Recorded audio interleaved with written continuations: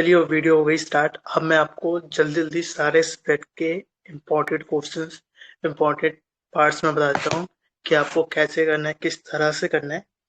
एक बार बताता हूँ, सबको मेरी आवाज आ रही है? मैसेज करके बताता हूँ आवाज आ रही है।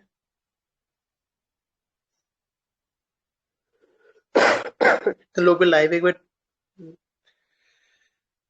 हेलो हेलो हेलो आवाज आ रही है?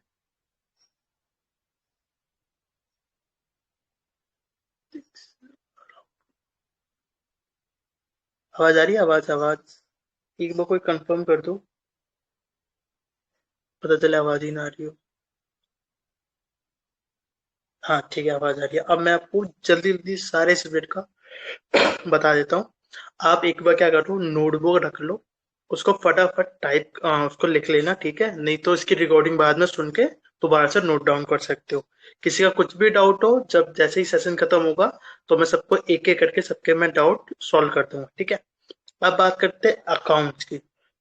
अकाउंट्स में मैंने आपको देखो ऑलरेडी एक वीडियो, यूट्यूब वीडियो डाल दी है, उसको सुन लें 2 की स्पीड में। वो 10 मिनट के अंदर आपकी वीडियो पूरी खत्म हो जाती है। स्टिल मैं आपको बता देता हूँ, अकाउंट्स में क्या है ना, देखो अकाउंट्स में क्या है, अकाउंट्स में amalgamation, consolidated finance statement, buyback, internal, 4 chapter. AS में होगा AS7, AS11, AS19, AS20, ये 4 स्टैंडर्ड। और 4 चैप्टर वो प्लस थ्योरी, चैप्टर 1, 2, 3 बायबैक की और अमालगेशन की, ये आपने कर लिया। इन 4 चैप्टर और इन 4 स्टैंडर्ड से मिनिमम मिनिमम 60 मार्क्स आएगा, और मैक्स टू मैक्स 70-75 मार्क्स तक पहुंच जाएगा। क्योंकि अमालगेशन, सीएफएस की वेटेज है 14-14, 28 मार्क्स। बायबैक की मिनिमम वेटेज है 7 मार्क्स, 14 मार्क्स का शायद ही पूछा, फिर भी 7 मार्क्स का लगा लो। इंटरनल की वेटेज है 7 मार्क्स, तो 14-14, 28, 42। AS7, 90, 20, 11, इस 4 स्टैंडर्ड में से 2 स्टैंडर्ड तो कंफर्म आएंगे, जिसमें AS7 तो कंफर्म है। 11, 90, 20 में से एक स्टैंडर्ड जरूर आएगा, और एक स्टैंडर्ड की वैल्यू होती है 7 मार्क्स। तो 14 मार्क्स वो लगभग लगभग 60 मार्क्स आपके बन जाते हैं। 60 से 70 मार्क्स का ये 4 चैप्टर और 4 स्टैंडर्ड में से आएगा। जो जिन जिन बच्चों ने इंपॉर्टेंट क्वेश्चन लिए हैं, उसमें मैंने क्वेश्चंस मार्क कर दिए, वो क्वेश्चंस कर लेना। और अगर आपके पास टाइम है तो इस 4 स्टैंडर्ड के और इस 4 चैप्टर्स के जो 5 सेट के क्वेश्चन है, जो मैंने पुरानी दी थी लिस्ट, उसमें से कर लोगे तो 40 से 50 क्वेश्चन बनेंगे। अगर 40 से 50 क्वेश्चन आप अगले 4 दिन के अंदर आप 2 बार सॉल्व कर लेते हो, और माता रानी की किस्मत रही, माता रानी की कृपा रखी, तो इस 4 चैप्टर 4 स्टैंडर्ड मतलब लगभग लगभग 36 प्लस 14-15 एक्स्ट्रा क्वेश्चन होंगे 5 सेट के, लगभग लगभग 50 क्वेश्चन। 50 क्वेश्चन कर लिए, 50 क्वेश्चन कर लिए तो मैं आपको लिख के दे रहा हूँ 60 मार्क्स आ जाएंगे। और अगर आपके पास टाइम, अगर आपने 4 दिन, नेक्स्ट 4 दिन के अंदर 130 140 क्वेश्चन अच्छे से कर लिए, तब तो मैं आपको 10% की गारंटी दे रहा हूँ, जहां पे आपको किस्मत के सहारे, आईसीआई के सहारे, किसी के भी सहारे रहने की जरूरत नहीं पड़ेगी। क्वेश्चन सॉल्व कर लिया, आप सामने से खुद बोलोगे भैया हमारे 60 मार्क्स कंफर्म है। थोड़ा, और अगर आप 36 से 40 क्वेश्चन करते हो, तो उसमें थोड़ी सी माता रानी की कृपा, थोड़ी सी किस्मत की जरूरत पड़ेगी। ठीक है, ये हो गया अकाउंट्स में, जिसमें मैंने बताया अमालगेशन, सीएफएस, इंटरनल और बायबैक। और एएस में बताया AS7, 11, 19, 20, 4 स्टैंडर्ड प्लस थ्योरी, ये कर ली तो 60 से 70 मार्क्स का इसमें से आ सकता है। 36 से 40 क्वेश्चन बनेंगे, वो कर लिए तो हो जाएगा। सॉरी। अब आता है लॉ पे। लॉ में देखो यार, अदर लॉ, लॉ में बता रहा हूँ, other law, LLP, company outside India, other law के 3 चैप्टर, फिर आपका एलएलपी और कंपनी आउटसाइड इंडिया 50 मार्क्स। ये 5 चैप्टर 50 मार्क्स। आप बोलोगे भैया मुझे अगर ऑडिट वाला चैप्टर नहीं आता, या मुझे मीटिंग वाला नहीं आता, फिर भी हो जाएगा? हाँ हो जाएगा, दोनों चैप्टर छोड़ दो। अगर दोनों चैप्टर नहीं आता, एक वो चैप्टर भी मुश्किल लगता है, कौन सा, हाँ वो डिबेंचर्स वाला, तीनों चैप्टर छोड़ दो, फिर भी 50 मार्क्स। अदर लॉ 30 मार्क्स की वेटेज है ही। क्या बोलते हैं, एलएलपी से 10 मार्क्स कंफर्म है, कंपनी आउटसाइड से भी 10 मार्क्स कंफर्म है, मतलब 50 मार्क्स से 5 चैप्टर। और 2-3 छोटे छोटे चैप्टर बताता हूँ मैं आपको।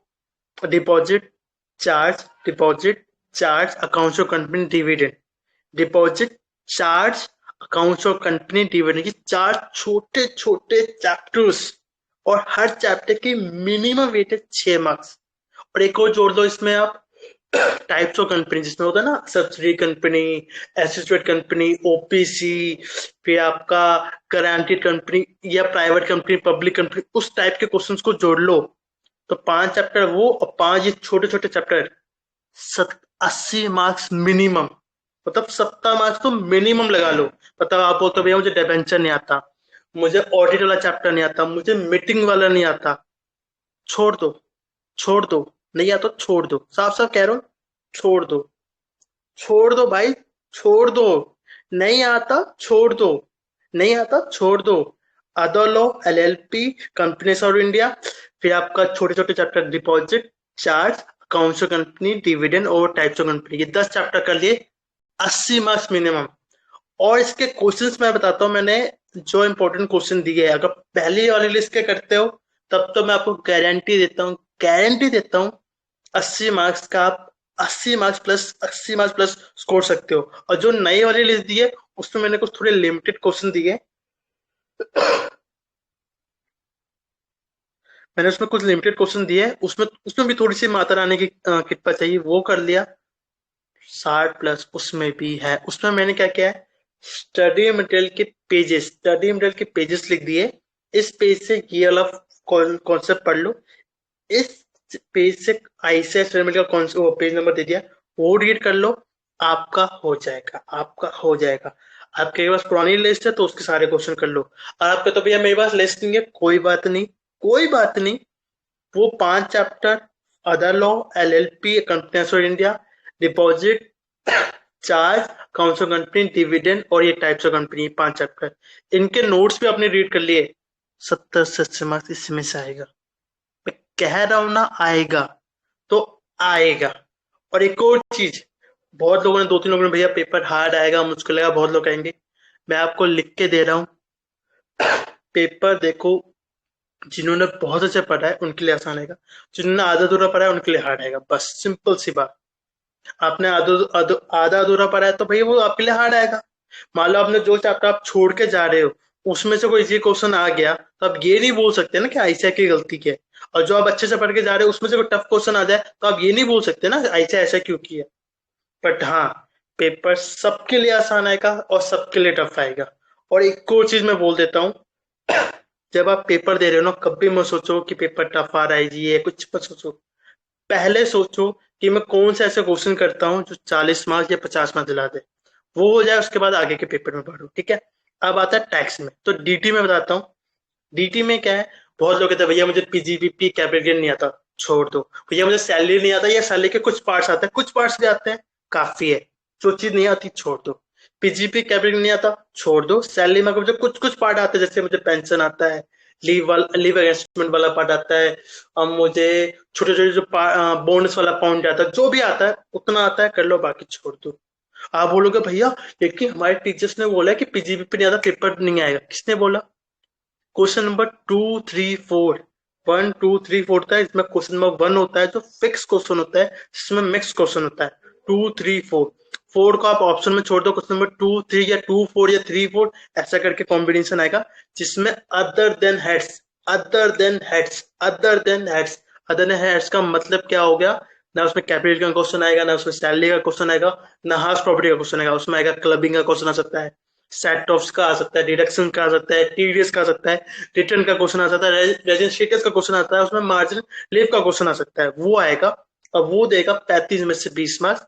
अब जो क्वेश्चन नंबर 1 जो कंपल्सरी क्वेश्चन है, आपको हाउस प्रॉपर्टी आता है, हाउस प्रॉपर्टी का पॉइंट लिख दो। आपको अदर सोर्स का पॉइंट आता है, अदर सोर्स का लिख दो। उसमें डिडक्शन का पॉइंट आता है, डिडक्शन का पॉइंट लिख दो। टीडीएस का आता है, डिडक्शन टीडीएस का लिख दो। 15 में से 15 मार्क्स आता है, आई थिंक, हाँ 15 में से 15 नहीं आएगा, 15 में से 0 भी नहीं आएगा, लेकिन 15 में से 7 से 8 मार्क्स स्टेप वाइज लिखोगे, मिल जाएगा। और एमसीक्यू में बताता हूँ, जो 15 मार्क्स के एमसी आते हैं, 15 में से मिनिमम 10 मार्क्स का होगा अदर देन हेड्सफुल चैप्टर। हो सकता है एक क्वेश्चन या दो क्वेश्चन या 5 मार्क्स का पूछ दे सैलरी से या पीजीपीपी से या कैपिटल गेन से पूछ सकता है। अगर नहीं पूछता तो भैया आपके 15 में से 15 मार्क्स एमसीक्यू हो गए। डीटी में क्या बताया, अदर देन हेड्सफुल चैप्टर अच्छे से कर लो। हेड्स में पीजीपीपी कैपिटल नहीं आता, छोड़ दो। सैलरी का जितना आप कर सकते हो कर लो, हाउस प्रॉपर्टी है दोस्तों सब करते हैं। अब आते हैं जीएसटी में। जीएसटी में क्या है, जीएसटी में क्या है, जीएसटी में क्या है, जीएसटी में क्या है, ITC value supply exemption. ITC value supply exemption 50 में से 20 मार्क्स के 3 चैप्टर देते हैं, क्योंकि पहला क्वेश्चन फिक्स क्वेश्चन होता है आईटीसी का, वैल्यू सप्लाई एग्जम्पशन का मिक्स क्वेश्चन आता है आईटीसी वैल्यू सप्लाई एग्जम्पशन का। इसके अलावा आप कोई भी चैप्टर कर लो, 3-4 कोई भी अच्छे चैप्टर कर लो। किसी को कहता है भैया मुझे ना उसमें प्लेस ऑफ सप्लाई आता है, मुझे टीडीएस वाला आता है, मुझे रिटर्न वाला आता है, रजिस्ट्रेशन होता है, कर लो। बस 3 इंपॉर्टेंट चैप्टर है, वैल्यू सप्लाई एग्जाम्पशन और ये आपका क्या बताया था आईटीसी। ये तीन चैप्टर 50 में से 20 मार्क्स कंफर्म देगा। 20 ना तो 15 तो फिक्स है, 10 से 20 में 10 का आ सकता है, 15 का आ सकता है, 16 का आ सकता है, 10 से 20 में लगा लो। बाकी जो चैप्टर आपको आसान लगे जीएसटी में, आपको सप्लाई कर लो, आप चार्ज कर लो, आप टीडीएस कर लो, कोई भी 3 से 4-5 चैप्टर कर लो बस। पर 3 इंपॉर्टेंट चैप्टर है आईटीसी वैल्यू सप्लाई एग्जाम। क्यों, क्वेश्चन नंबर 1 तो फिक्स है, एमसीक्यू में भी आ सकता है, अलग से आईटीसी का या एग्जामिशन का क्वेश्चन आ सकता है। तो ये 3 चैप्टर के क्वेश्चन कर लो, आपका हो जाएगा। ये हो गए ग्रुप 1 की। अब आते हैं ग्रुप 2 पे। ग्रुप 2 में कॉस्टिंग। बहुत लोग कहते हैं भैया कॉस्टिंग की थ्योरी बता दो, कॉस्टिंग की थ्योरी बता दो, कॉस्टिंग की थ्योरी बता दो। थ्योरी में 3 चैप्टर बहुत इंपॉर्टेंट है। चैप्टर 1 मटेरियल बजट, ये 3 इंपॉर्टेंट है। हो सकता है तीनों से क्वेश्चन ना आए, पर अगर मैं लास्ट 2018 से लेकर 2024 मतलब लास्ट 6 से 7 सालों का आपको एनालिस्ट बताऊं तो ये 3 चैप्टर सबसे मोस्ट है। अभी तक मैंने ऐसा कोई भी अटेम्प्ट, जितना मुझे ध्यान है, कोई भी ऐसा अटेम्प्ट नहीं देखा कि 3 चैप्टर से तीनों से क्वेश्चन आए। कभी हो सकता है एक चैप्टर 1 से क्वेश्चन आ जाए, मटेरियल या बजट से क्वेश्चन आए। अगर मटेरियल से क्वेश्चन आता है तो बजट चैप्टर 1 से क्वेश्चन है ना, ऐसा मतलब 3 चैप्टर में से एक चैप्टर तो आपको दिखेगा चलो थ्योरी का क्वेश्चन ऐसे पूछेगा। लेकिन दिक्कत नंबर 1, अगर आप स्टडी मटेरियल के पॉइंट्स नहीं लिखते हो, 0 मार्क्स। स्टेप मार्किंग नहीं मिलती, सीधा मिलता है 0 मार्क्स। अगर उसमें 4 पॉइंट है, चारों पॉइंट नहीं लिखा, 0 मार्क्स। उसमें 4 पॉइंट अगर नहीं लिखा तो 0 मार्क्स। सिंपल सी बात, क्योंकि वो ज्यादा नहीं सोचते। और ये सच्चाई है, वो मार्क्स नहीं देते। एक सेकेंड, क्या हो गया?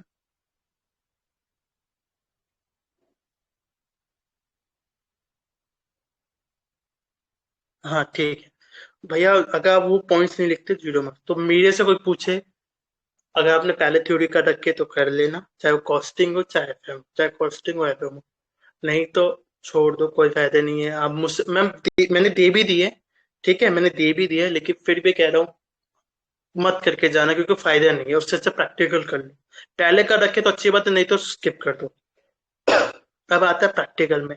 आप बोलोगे भैया, अब कई लोग कहते हैं भैया देखो स्टैंडर्ड कॉस्टिंग कितना इंपॉर्टेंट है या मार्जिन इंपॉर्टेंट कितना इंपॉर्टेंट है। मैं आपको एक चैप्टर बताता हूँ, ओवरहेड। तो एमटीपी ऐसे जो लास्ट 3 अटेम्प्ट मतलब मई सितंबर जनवरी, 2 बार ऐसा हुआ है कि ओवरहेड से 25 मार्क्स का क्वेश्चन आया है, कॉस्ट से 20 मार्क्स का है। तो कोई कहता है ना कि मटेरियल या स्टैंडर्ड ये चैप्टर इंपॉर्टेंट है। कॉस्टिंग में हर चैप्टर की अपनी एक वैल्यू, एक्सेप्ट अब जॉब कॉस्टिंग, जेपीबीपी, एक बैच कॉस्टिंग, ये 2-3 चैप्टर है जिसमें से आईसीआई क्वेश्चन जनरली नहीं पूछता है। लेकिन हर अटेम्प्ट में ऐसा देखा है, अगर जेपीबीपी से क्वेश्चन नहीं आया तो जॉब कॉस्टिंग के बैच क्वेश्चन से क्वेश्चन आएगा। अगर जॉब क्वेश्चन से क्वेश्चन आ गया तो जेपी या बैच से नहीं आएगा। तो ऐसा नहीं तीनों इंपॉर्टेंट नहीं है, तीन में से एक चैप्टर जरूर आएगा। कई लोग कहते हैं भैया JPP job coaching batch question तो आता ही नहीं है। मैं आपको एनालिस्ट वाला पार्ट दिखा दिखा दूंगा, हम मारूंगे नहीं, एक दो अटेम्प्ट में तो ऐसा है तीनों चैप्टर से क्वेश्चन आए। तो कॉस्टिंग में हर चैप्टर की वैल्यू। तो आप बोलोगे भैया तो इंपॉर्टेंट चैप्टर कौन से होंगे? वो इंपॉर्टेंट चैप्टर्स होंगे जो आपको अच्छे से आते हैं। कोई भी 14 में से 14 प्रैक्टिकल है, एक थ्योरी है, टोटल 15 चैप्टर है। 14 में से कोई भी 7 से 10 चैप्टर अच्छे से कर लो। 7 से 10 चैप्टर अच्छे से कर लो, बाकी चैप्टर्स को ऊपर ऊपर से कर लो। कोई भी, मैं ये कह ही नहीं रहा कि मटेरियल ही करना है, स्टैंडर्ड कॉस्टिंग करना है, ओवरहेड ही करना है, एबीसी, कोई भी। आपको कि भैया मुझे मटेरियल आता है, मुझे बैच कॉस्टिंग आता है, मुझे जेपीपीपी आता है, मुझे स्टैंडर्ड आता है, मुझे मार्जिनल आता है, मुझे बजट आता है, बस आता है ये कर लो। मुझे मार्जिनल नहीं आता, फिर स्टैंडर्ड नहीं आता, छोड़ दो, क्योंकि आप तो कर नहीं पाओगे। तो 14 में से अगर वो 7 से 10 चैप्टर अच्छे से आते हैं, उतना कर लो, काफी है। क्योंकि थोड़ी देखो, हो सकता है आप स्टैंडर्ड करके जा रहे हो और स्टैंडर्ड से क्वेश्चन ना आए, ऐसा भी हो सकता है। ऐसा भी हो सकता है स्टैंडर्ड कर रहे हो, स्टैंडर्ड कर रहे हो, उससे मुश्किल क्वेश्चन आ जाए और मटेरियल छोड़ के जाओ और मटेरियल से इजी क्वेश्चन आ जाए। तो थोड़ा बहुत तो किस्मत का भी, थोड़ा बहुत ऊपर वाले का भी चाहिए, आपको किस्मत चाहिए, माता रानी की कृपा चाहिए, इसलिए बोला 7 से 10 चैप्टर कर लो। बाकी चीजें लग पर छोड़ दो। 7 से 10 चैप्टर, कोई भी चैप्टर, कोई भी 7 से 10 चैप्टर कर लो, बाकी चैप्टर को ऊपर ऊपर से कर लो। दूसरी बात, अगर क्वेश्चन का पेपर मुश्किल आ जाए लास्ट टाइम की तरह, या कोई भी पेपर मुश्किल आ जाए, अगर आपको चैप्टर का बेसिक नॉलेज है ना, उसको अटेम्प्ट कर दो। उसमें से कुछ जो भी अच्छे 4-5 स्टेप भी लिख दिए ना, 0 मार्क्स नहीं मिलेंगे। अगर 10 मार्क्स का 2 से 3 मार्क्स, 4 मार्क्स आ जाएंगे। और कई ऐसे बच्चे जिनके 2 से 3 मार्क्स है, उनका अटेम्प्ट रह गया, वो फेल हो गए। तो छोड़ के मत आना। अगर पेपर में से कॉस्टेड का लास्ट क्वेश्चन है, सबने अरे नहीं आता नहीं आता, अरे भाई एक एडजस्टमेंट नहीं आती ना, बाकी तो आता है ना। बाकी कर ले, छोड़ दे एडजस्टमेंट को। 14 में से 7 से 10 तो मिलेंगे, 14 में से 14 मत कर। 7 से 10, 7 से 12, 10-11 मार्क्स तो मिलेंगे। उस एडजस्टमेंट के लिए मत रहो। हो सकता है अकाउंट्स का पेपर टफ आ जाए, हो सकता है ऑडिट का पेपर टफ आ जाए, कोई बात नहीं, घबराना ही नहीं है भाई। 4 से 5 क्वेश्चन पिक करो, फटाफट अच्छे से अटेम्प्ट करो।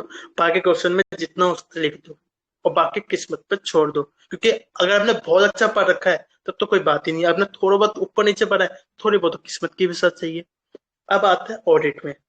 अब ऑडिट में भैया देखो, 3 चैप्टर है, वो सबको मुश्किल लगते हैं। मतलब अगर आप 100 बच्चे अगर ऑडिट का पेपर दे, तो 90 बच्चे कहेंगे भैया मुझे चैप्टर नंबर 3, 5, 1, 9, 3 वही, उसमें बहुत सारे चैप्टर है। 5 वो फाइनेंस स्टेटमेंट, 9 वाला डिफरेंट ऑफ एंटिटीज नहीं आता। जितना कर सकते हो कर लो। बाकी देखो, चैप्टर 1, 11, 2, 6, 8, 4, 7, ये 7 चैप्टर। और चैप्टर नंबर 6, 8 चैप्टर। ये 8 चैप्टर अगर आपने अच्छे से कर लिए, बाकी 3, 5, 9 में से जितना आप पॉसिबल हो सके कर लिया, तो भैया आप पास हो जाओगे। पहली बात। दूसरी बात, अगर आप थोड़ा सा देखो, थोड़ी बहुत किस्मत का भी चाहिए। अगर किस्मत के भरोसे रहते हो या थोड़ा बहुत किस्मत का चाहिए, तो मैंने 123 क्वेश्चन की लिस्ट बनाई है। वो लिस्ट ना, अगर आप जिनके सिर्फ ग्रुप 2 के पेपर है या जिनके सिर्फ ऑडिट के पेपर है, तो वो आज से भी पढ़ेंगे ना, 123 क्वेश्चन की लिस्ट को पढ़ लिया 2 से 3 बार, आराम से आप एग्जाम से पहले 4 से 5 बार आप रीड कर लोगे। और मैं आपको प्रॉमिस करता हूँ कि आपके उसी 130 में से 60 से 70 मार्क्स का आते। हाँ, आप ये बोलोगे कल बच्चों को डाउट, भैया मैं चैप्टर 3, 5 ऐप से कर लूँ, उससे आ जाएंगे भाई। मैंने कहा 123 में से 60 से 70 मार्क्स आएगा। मैं ये नहीं बोला कि ये चैप्टर से ही क्वेश्चन आएंगे। चैप्टर 1 से लेकर 11 तक मैंने 123 क्वेश्चन की लिस्ट बनाई है, उसमें से 60 से 70 मार्क्स का दिखेगा। कौन से चैप्टर से क्वेश्चन आएगा ये मैं नहीं बता सकता। हाँ, ये बता सकता हूँ 123 क्वेश्चन में से 60 से 70 मार्क्स का आ जाएगा। तीसरी बात, ऑडिट में सबसे बड़ी दिक्कत क्या है कि आप ऑडिट को रट नहीं पाते हो, आपको रटना पड़ेगा। और आपको कि भैया रटे कैसे, 3 से 4 चैप्टर तो आप रट सकते हो, जैसे चैप्टर 1, 11, 6, 2, ये 4 चैप्टर मेरे अकॉर्डिंग तो आप रट सकते हो। बाकी अपने थोड़े बहुत स्टैंडर्ड से और रट लो। एटलीस्ट 30 से 40 मार्क्स की तैयारी अच्छे से कर लो, बाकी को जितना हो सके कर लो। ठीक है। एक और चीज बताऊं, ऑडिट में हम मानोगे नहीं, ऑडिट में ना आईसीआई ने पहले से बोल दिया भाई ये चीज कर लेगा ना तेरे, तू पास है। आप बोलोगे भाई क्या? अपना अपडेटेड वाला सितंबर मई वाला, सितंबर वाला, जैन वाला, जो भी आपके पास मटेरियल है, उसको ओपन करो। उसमें ना आपको ब्लू बॉक्स में क्वेश्चन दिखते होंगे, या टेस्ट अंडरस्टैंडिंग के क्वेश्चन, या केस स्टडी, या उसमें डायग्राम बने होते हैं, या एग्जांपल्स लिखे होते हैं। जो ब्लू ब्लू बॉक्स होते हैं ना, जो अलग से खंड ऐसे ऐसे ऐसे स्क्वायर में बने होते हैं, उसको भी रीड कर लोगे ना भाई, उसको भी रीड कर लोगे, 25 से 30 मार्क्स तो वही दे देगा। मतलब मैंने अभी तक जितनी मैंने एनालिसिस किया, अभी से लेकर May 24 से लेके January का आरटीपीएमटी सब, 25 से 40 मार्क्स उस ब्लू बॉक्स, मतलब उस ब्लू बॉक्स में कोई एग्जांपल लिखा है, कोई डायग्राम बना है, कोई क्वेश्चन दे रखा है, कोई टेस्ट ऑफ अंडरस्टैंडिंग का, केस स्टडीज का कुछ भी दे रखा है, 25 से 40 मार्क्स। और किस्मत अच्छी हुई तो हो सकता है मई 24 में, सितंबर 24 में 40 मार्क्स का उस ब्लू बॉक्स से आया है। और ये किसी ने नहीं बताया, मैं आपको बता रहा हूँ क्योंकि मैंने वो एनालिस्ट किया, और मैं वो एनालिस्ट वाला पार्ट भी शेयर कर दूंगा और आप देख लेना। आपको समझ में आते यार। और ये किसी ने अभी तक नहीं बताया होगा, ये चीज मैंने देखी है, मैं हैरान हो गया। ऐसे साफ साफ बोल रहा है ये ब्लू बॉक्स है, इसको रीड कर लो। अगर हमने उसको भी रीड कर लिया ना, आपके 25 से 40 मार्क्स फिक्स हो गए। ठीक है। अब आते हैं एफएमएसएम। मैं आपको एसएम का बताता हूँ सबसे बेस्ट स्ट्रेटेजी।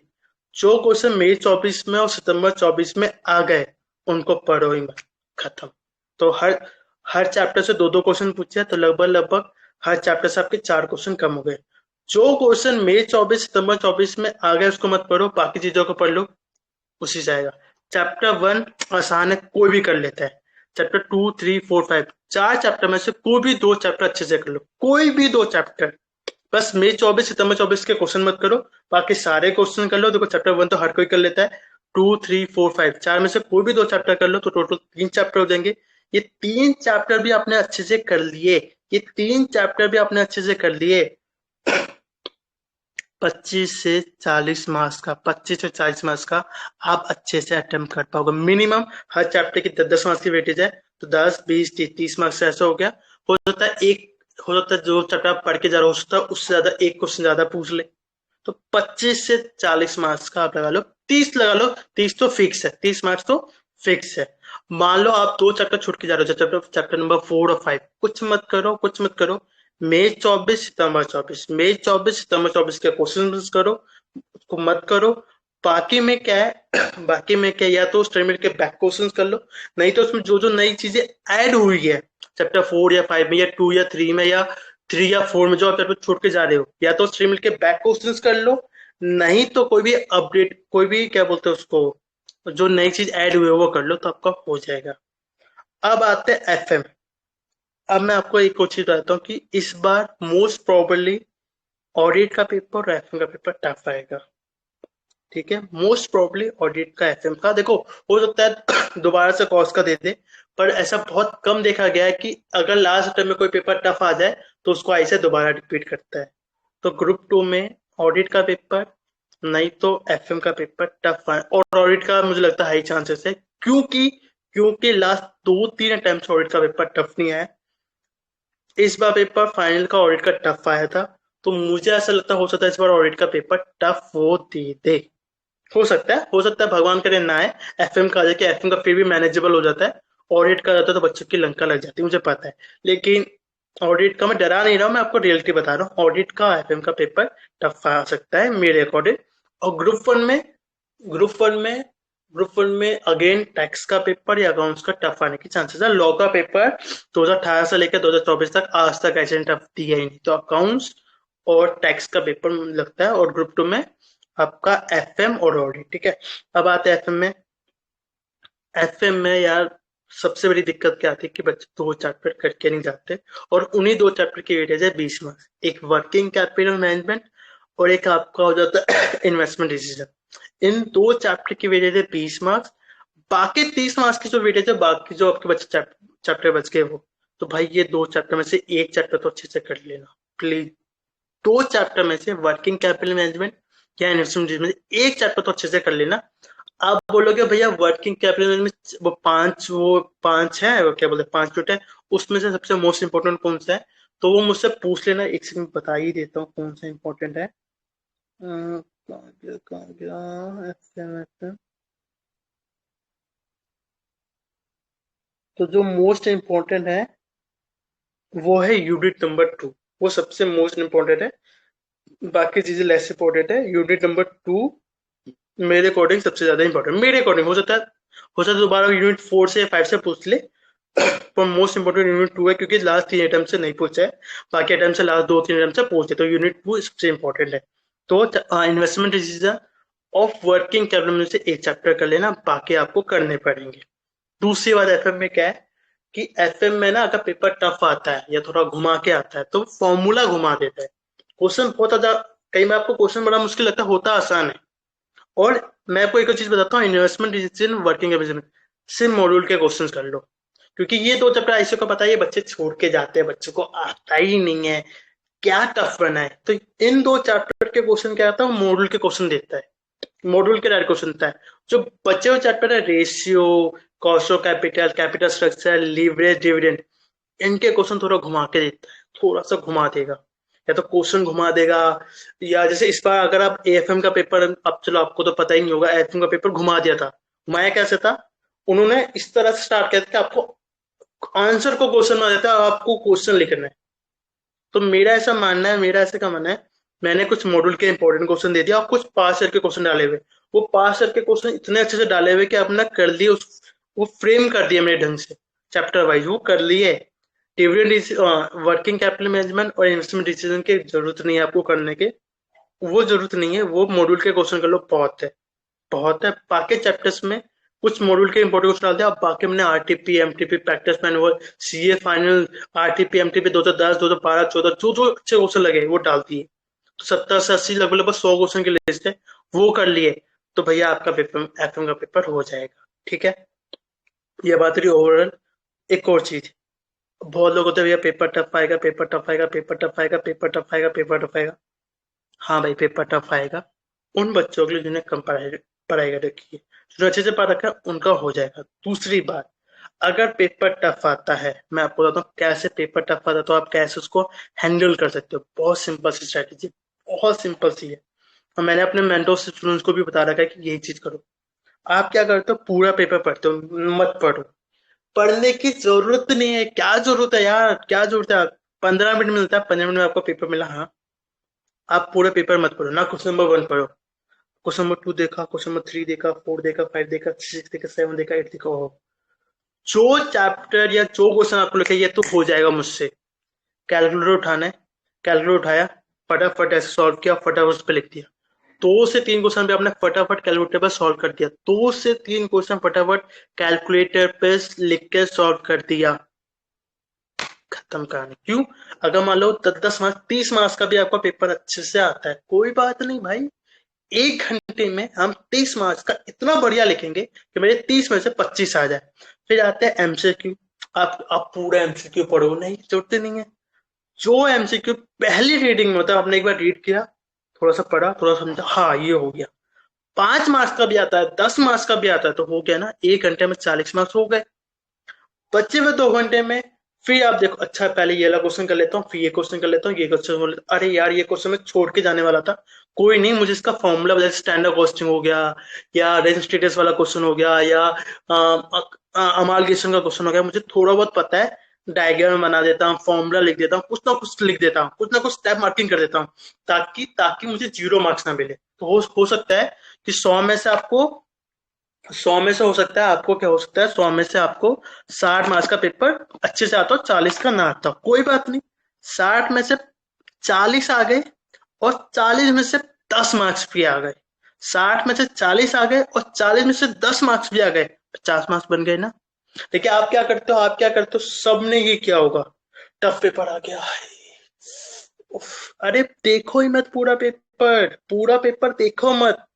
जो क्वेश्चन आपको आसान लगे या जिस चैप्टर में आपको कॉन्फिडेंस है, वो चैप्टर का क्वेश्चन दिख गया, फटाफट कैलकुलेटर पर सॉल्व करो उसको, तो लिख दो 1 घंटे में, उसको बहुत अच्छे से सजा सजा के अंडरलाइन करके लिख दो, ताकि अगर आपको 40 मार्क्स का भी आता है, 40 में से 30 से 35 आ गए, मैं कहूँ 40 का आता है, 40 में से 35 आ गए या 30 आ गए, 60 में से आपको सिर्फ 20 मार्क्स तो लाने, 30% तो लाने। 60 में से 20 आ गए, 40 में से 30 आ गए, 50 मार्क्स बन गए। लेकिन आप क्या करते हो, पूरा पेपर, तो जरूरत ही नहीं है भाई, मत पढ़ो। गलती से आपने कैश फ्लो का क्वेश्चन देख लिया, अरे कैश फ्लो तो पढ़ के नहीं आता, अब दिमाग में टेंशन भी नहीं है, जरूरत ही नहीं है, देखने की जरूरत ही नहीं है कैश फ्लो, क्यों जरूरत है। ठीक है, तीसरी बात, पेपर डिस्कस मत करो किसी के साथ। एम आप आओगे, एमसीक्यू चेक कर लेता हूँ फटाफट, क्या फायदा, ये बताओ कुछ, अगर कुछ फायदा हो रहा है एमसीक्यू देख के उसका आंसर चेक करने का, कुछ फायदा है, कोई फायदा नहीं है। 3 पेपर या 6 पेपर जो भी दे रहे, हर पेपर में अपने एफर्ट बढ़ा दो। अगर अगर अकाउंट्स का पेपर खराब गया तो लॉ में एफर्ट बढ़ा दो, लॉ का खराब गया तो टैक्स में बढ़ा दो, क्योंकि एग्रीगेट का भी प्रॉब्लम होता है, कई बच्चे कहते हैं अकाउंट्स में लॉ में पास होता है, टैक्स में फेल हो जाते हैं, या टैक्स अकाउंट में पास हो जाता है, लॉ में फेल हो जाते हैं। तो भाई हर पेपर में कोशिश करो कि 50+ आए।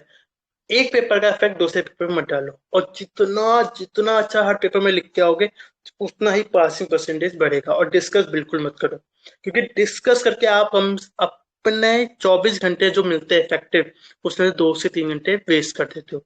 और वही 2 से 3 घंटे में आपने कोई भी चैप्टर रिवाइज कर लिया तो आपके पास होने के चांसेस बढ़ जाएंगे। और मैं आपको एक बच्चे की मार्कशीट दिखाऊंगा जिसके 195 मार्क्स थे।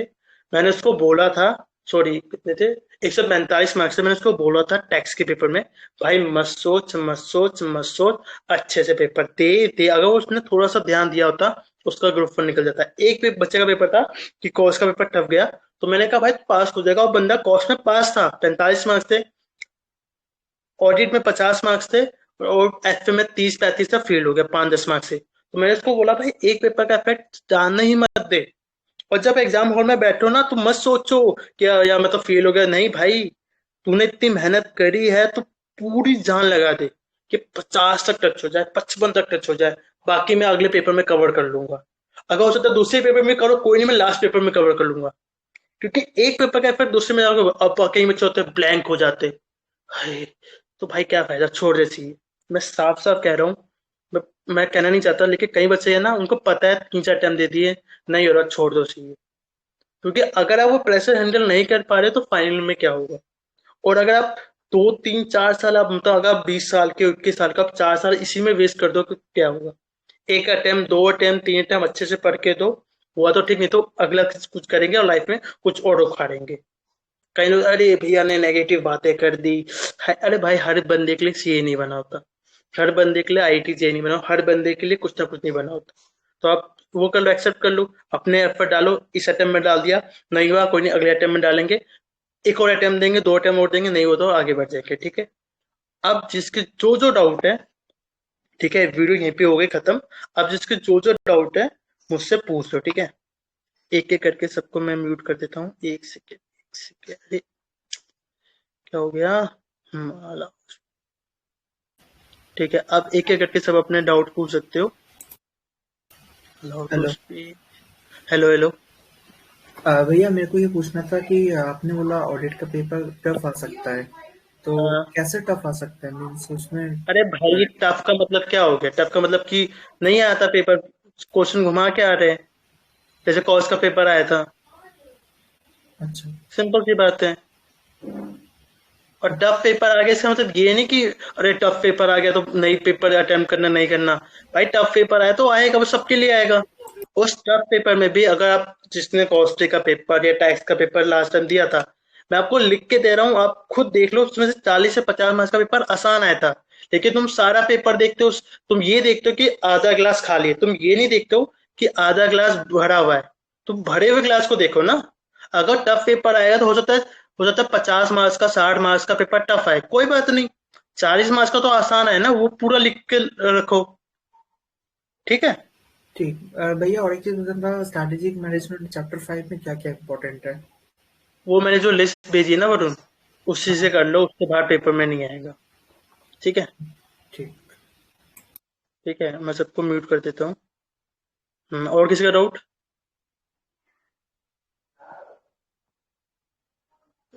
और किसका डाउट, हाँ, वी ने पूछा, हाँ भाई बोलो बोलो। बोलो बोलो, हेलो हेलो हेलो, किसको जो जो डाउट है पूछ दो फटाफट। एक सेकेंड यार, क्या हो रहा है, ये हो भी नहीं रहा। Hello hello hello hello, Telegram पे तो नहीं मैसेज किया।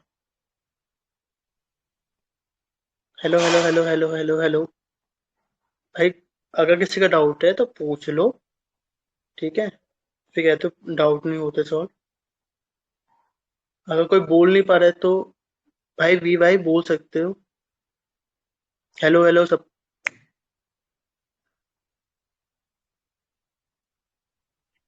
ठीक सारे है, लोग अनम्यूट नहीं हुए भैया। कौन अनम्यूट यार, कर तो रहा हूँ, हो नहीं रहा कैसे।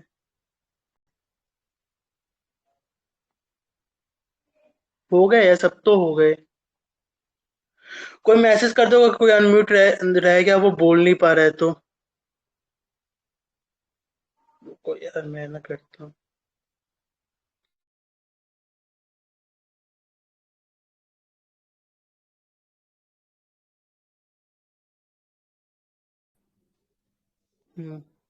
तो जो जो है बोल दो अपना। Speak, how to speak, how to speak.